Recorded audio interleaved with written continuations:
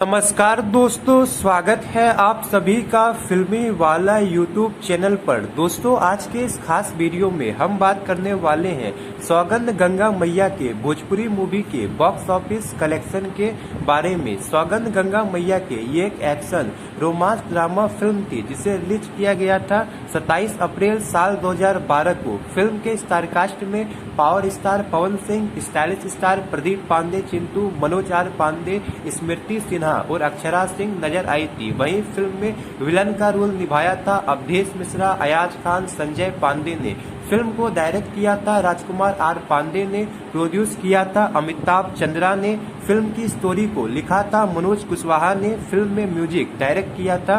मधुकर आनंद ने फिल्म के ज्यादातर गाने को गाया था।